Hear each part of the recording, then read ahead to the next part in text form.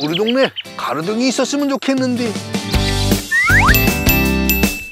방과 후에 꿈을 키울 공간이 필요해요. 주부를 위한 강좌가 있었으면 좋겠어요.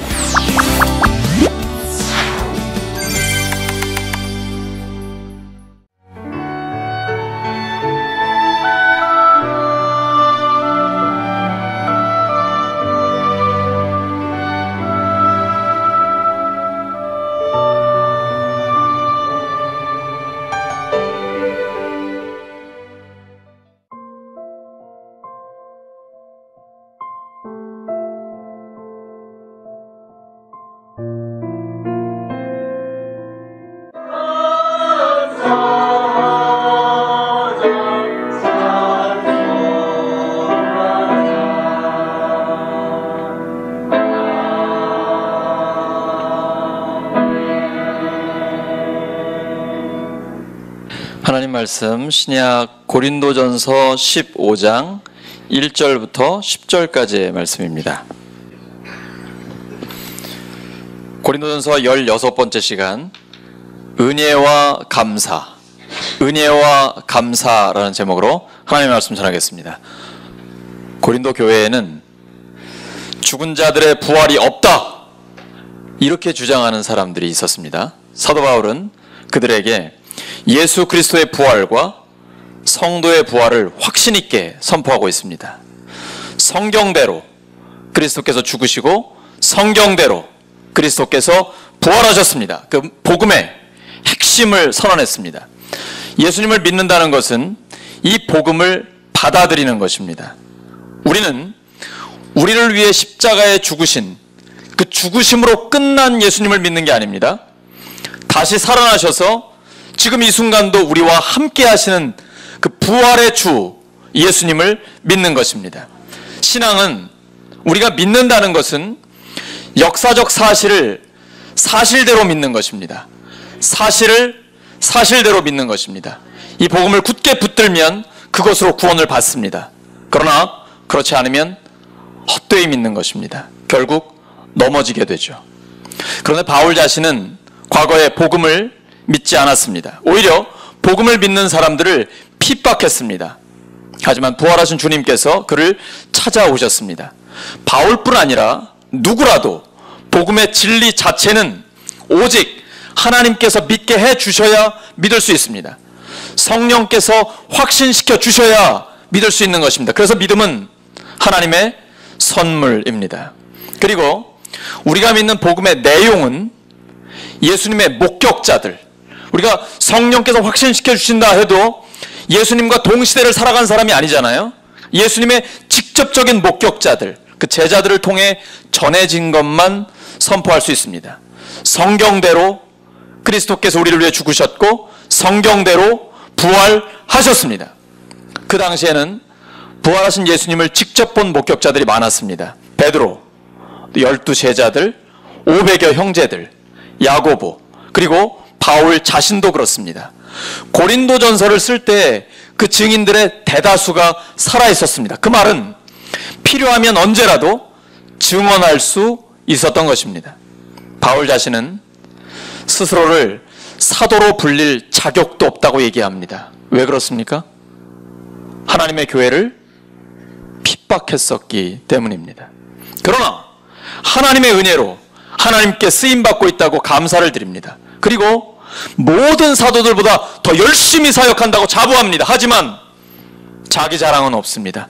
내가 모든 사도들보다 열심히 하기 때문에 나 잘났다고, 내 공로가 있다고 얘기하지 않습니다. 오직 하나님의 은혜라고 강조합니다.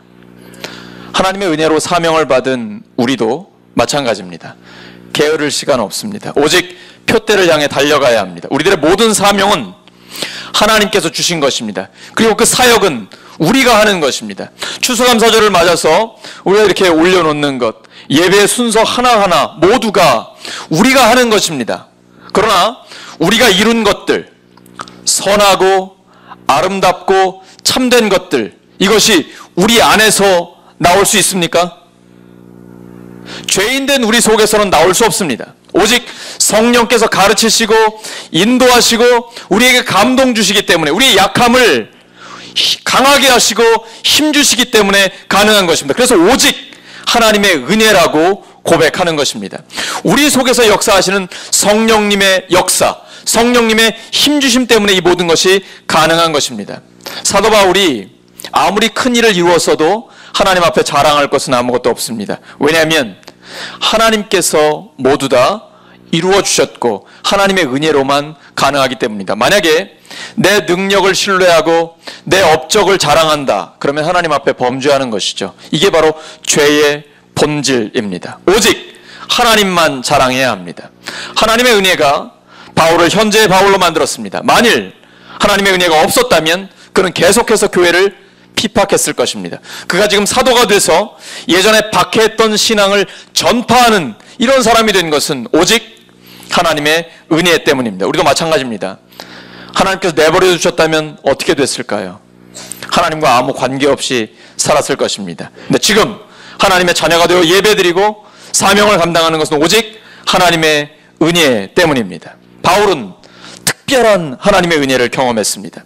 하나님께서는 자격이 없는 사람을 하나님의 자녀 삼아 주셔서 사명을 맡겨주셨습니다. 그래서 그는 하나님께 깊이 감사드립니다. 하지만 바울의 감사는 말로 끝나지 않습니다. 누구보다도 열심히 있는 하나님의 영광을 위해 뛰는 그 사역으로 보여주고 있습니다.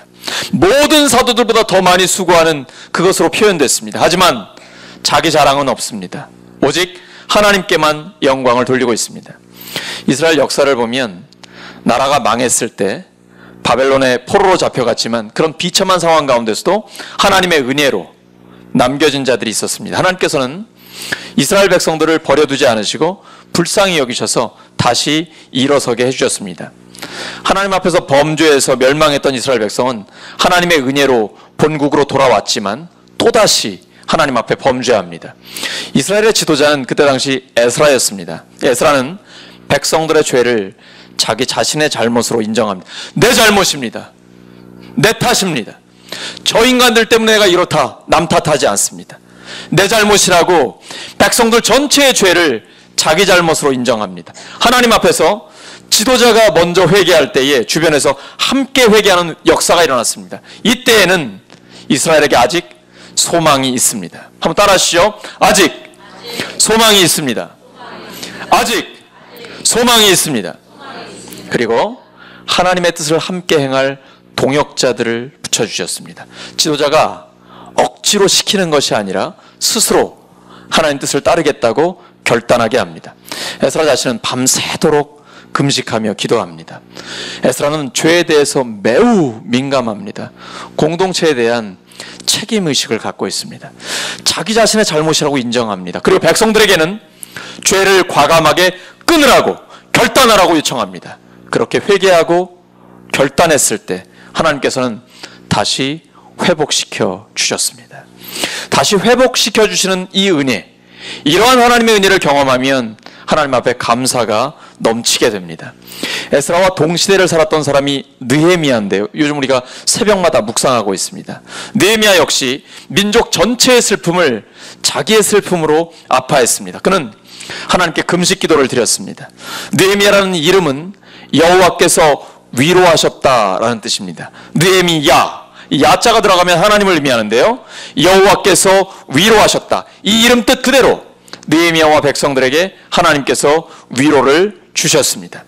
에스라처럼 느헤미야도 공동체의 죄를 자기 죄로 여기고 회개했습니다. 자기 마음을 찢었습니다. 그리고 하나님 말씀을 붙들고 기도했습니다. 이게 느헤미야 기도의 특징입니다.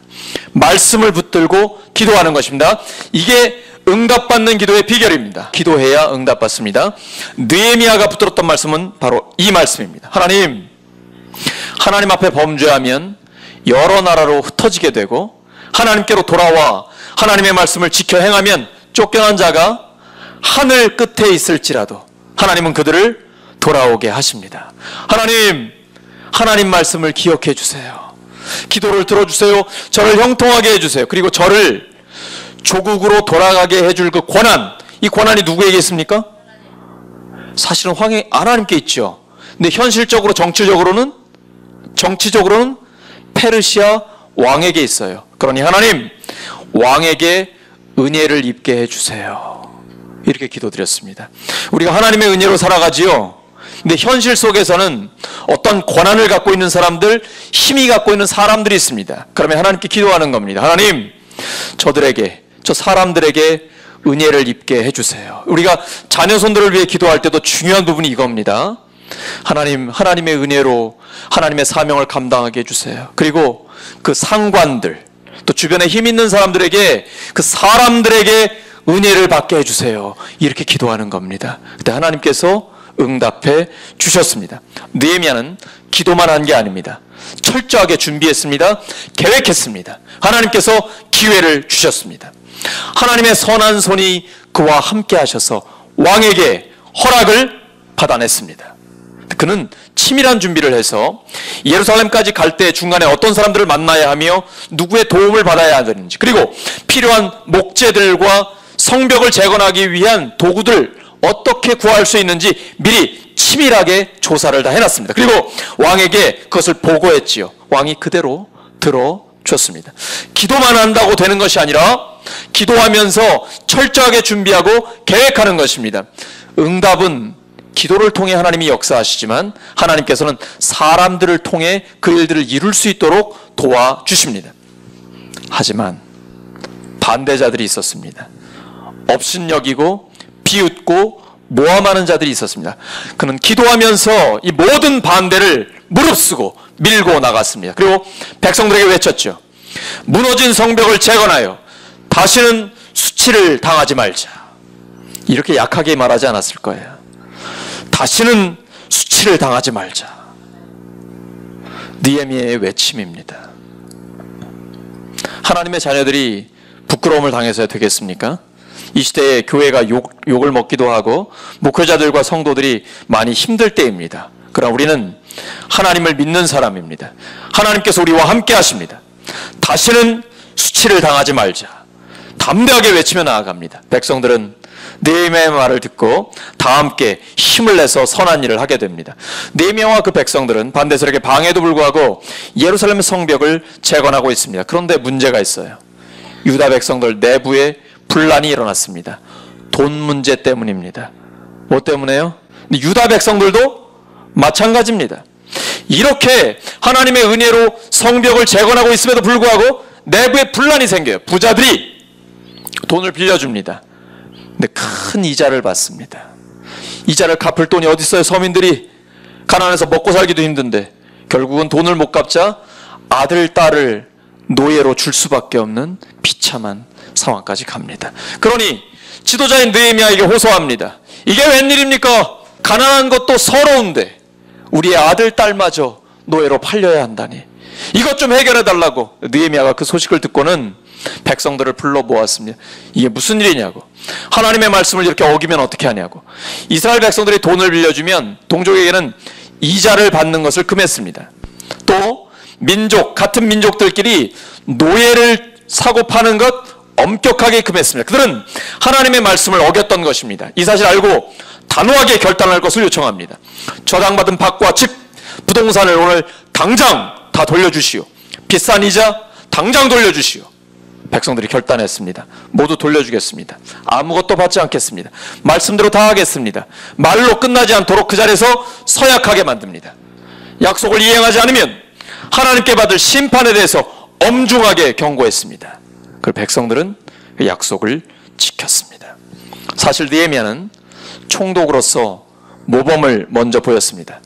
이전 총독들과 그의 부하들은 백성들에게서 물질을 빼앗았고 백성을 압제했습니다. 하지만 그는 하나님이 두려워서라도 그렇게 하지 않았습니다. 오직 성벽 쌓는 일에만 최선을 다했습니다. 그의 부하들도 뜻을 모아 성벽 쌓는 일에만 열심을 냈습니다. 그가 사명을 다할 때 먹고 사는 것은 하나님께서 책임져 주셨습니다. 하지만 그 이상을 요구하지 않았습니다. 특권을 포기했습니다. 총독이기 때문에 마땅히 고액의 연봉을 받을 수 있습니다. 그러나 받을 수 있는 권리를 스스로 내려놨습니다. 왜냐하면 백성들이 너무나 어려운 상황이었기 때문입니다. 그리고 그는 이렇게 기도했습니다. 나의 하나님, 제가 이 백성을 위해 하는 모든 일을 기억하시고 은혜를 베풀어 우리는 하나님의 은혜 속에 삽니다. 오직 하나님의 은혜입니다. 그래서 감사가 넘칩니다. 또 우리는 느헤미야처럼 에스라처럼 그리고 사도 바울처럼 하나님의 은혜로 우리의 사명을 감당하고 내 공로나 내 권리는 내려놓고 오직 이웃을 살리고 사람들을 살리는 데 쓰임받을 수 있어야 합니다. 오늘 말씀 정리합니다. 영원한 하나님의 뜻이 있습니다. 데살로니가전서 5장 16절에서 18절이죠. 항상 쉬지 말고 범사에 항상이나 쉬지 말고나 범사에나 다 똑같은 말이죠. 기뻐하라, 기도하라, 그리고 감사하라. 항상 감사하라는 것입니다. 왜냐하면 성경대로 그리스도께서 우리 죄를 위하여 죽으시고 성경대로 부활하셨습니다. 그 부활하신 주님이 우리와 함께 하십니다. 하나님의 은혜로 복음을 믿은 우리 모두는 오직 하나님의 은혜로 사명을 감당하고 감사로 하나님께 영광 돌리기를 예수님의 이름으로 축원합니다. 마태복음 10번째 시간, 모두를 만족시키는 사람, 모두를 만족시키는 사람이라는 제목으로 하나님의 말씀 전하겠습니다. 첫 번째는 마음이 깨끗한 사람이 복이 있다라는 말씀입니다. 마음이 청결한 사람은 복이 있습니다. 그 사람은 하나님을 보게 됩니다. 하나님 앞에 서는 사람은 부정해서는 안 됩니다. 성경 전체를 보실 때 청결하지 못한 사람은 하나님 앞에 설 수가 없습니다. 불순물이 섞이지 않은 순금 같아야 합니다. 순수하고 정결해야 하나님과 가까워질 수 있습니다. 그런데 겉으로만 보기에 깨끗하고 가장 중요한 마음은 청결하지 않으면 위선자입니다. 예수님께서는 그들을 신랄하게 비판하셨습니다. 이 백성이 입술로는 나를 공경하되 마음은 내게서 멀도다. 예수님 시대 지도자들은 바리새인들과 서기관들입니다. 이들이 예수님의 제자들이 밥 먹을 때 손을 씻지 않는 걸 보았습니다. 이게 그때 당시엔 중요한 전통이거든요. 밥 먹기 전에는 반드시 손을 씻어야 합니다. 왜 전통을 지키지 않냐고 예수님께서 이에 대해 반박하셨습니다. 입으로 들어가는 모든 것은, 우리가 손을 씻든 씻지 않든 입으로 들어가는 모든 것은 배로 들어가 뒤로 나가버린다. 진짜 중요한 건 입에서 나오는 것들인데 이건 마음에서 나오기 때문이다. 마음에서 나오는 이것이 사람을 더럽게 한다. 마음을 깨끗하게 하는 것이 더욱 중요하다고 말씀하셨습니다. 겉은 깨끗이 하되 그 안에는 탐욕과 방탕으로 가득한 자들, 눈먼 바리새인들이여, 너는 먼저 안을 깨끗이 하라. 그리하면 겉도 깨끗하리라. 마음이 잘못되어 있고 외모만 가꾸는 바리새인들에게는 복이 있나니 대신에 화 있을진저가 반복됩니다.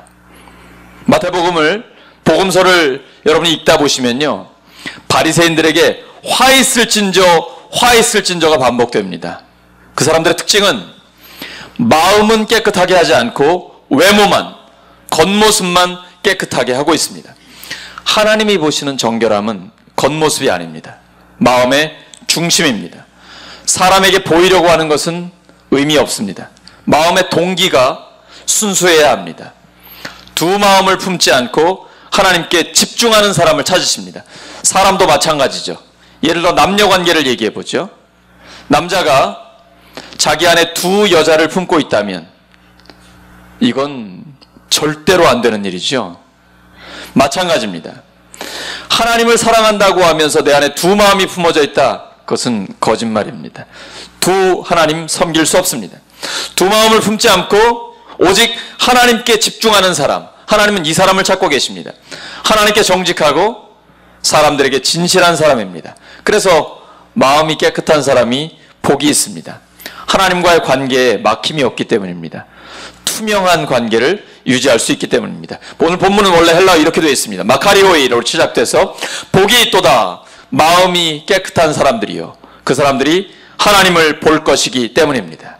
하나님을 보는 사람은 모세 같은 사람입니다. 하나님이 직접 인정하셨죠. 모세는 나와 얼굴과 얼굴을 맞대어 본다. 그 정도로 하나님과 가까운 사이라는 얘기입니다. 하나님을 본다는 게 무슨 뜻입니까? 우리가 옛날에 왕을 본다라고 할 때 알현한다라고 그러죠. 아련한다. 지체가 높은 사람을 가서 뵙는 걸 아련한다라고 하잖아요. 모세는 하나님을 아련한 것입니다. 하나님을 본다라는 것은 하나님과의 가까운 거리에 있는 것입니다. 그리고 하나님의 권능이 그 사람을 통해 나타나게 됩니다. 우리가 보통 요즘 측근이라고 하죠. 실세라고 합니다.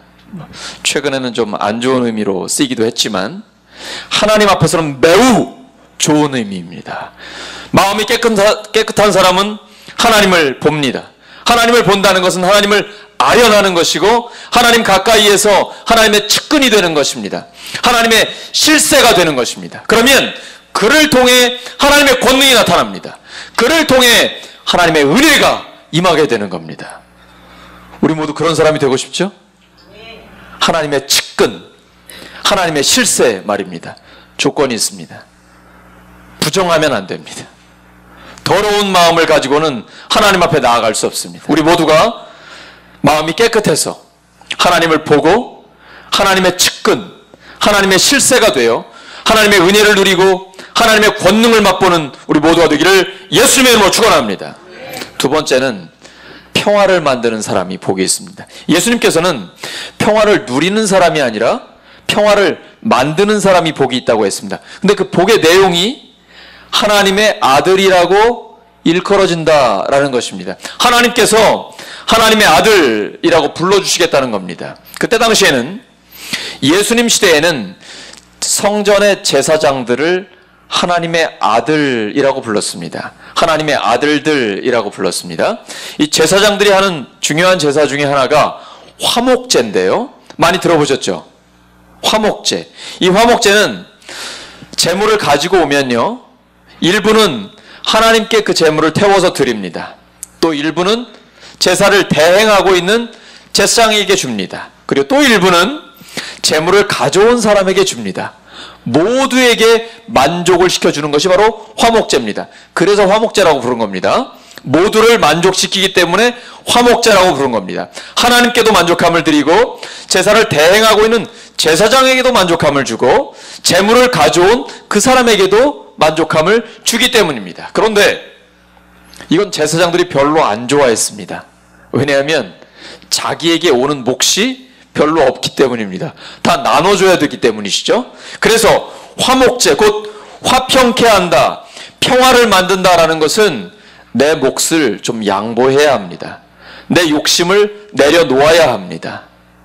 내가 희생할 때에 모두를 만족시킬 수 있는 것입니다. 가정도, 교회도, 직장도, 나라도 마찬가지입니다.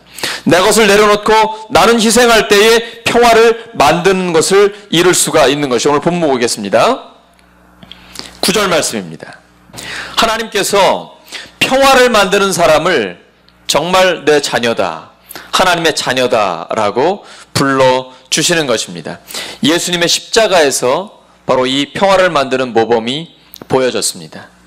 예수님이 십자가를 지시고 자기를 희생시키시며 죽기까지 생명을 내어주셨을 때 하나님과 나, 이웃과 나, 그리고 환경과 나와의 진정한 평화가 이루어지게 되었습니다. 평화를 만드는 사람은 예수님처럼 살 때에만 가능합니다. 자기 희생과 섬김으로만 가능한 것이죠. 그리고 예수님께서는 부활하셔서 이 모든 것들을 완전하게 이루어 주셨습니다. 평화를 만드는 사람과는 하나님께서 함께 하십니다. 하나님께서는 그들을 하나님의 자녀라고 불러주십니다. 말씀 정리합니다. 마음이 깨끗한 사람과는 하나님이 함께 하십니다. 하나님을 보게 될 것이고 하나님의 측근이요, 하나님의 실세가 됩니다. 하나님의 은혜와 권능이 그러한 사람들과 함께 하게 됩니다. 평화를 만드는 사람과는 하나님이 함께 하십니다. 하나님께서 하나님의 자녀들이라고 불러주시기 때문입니다. 우리 모두가 마음이 깨끗하고 평화를 만드는 사람이 되어서 가장 가치 있고 명예로운 삶을 살기를 예수님의 이름으로 축원합니다.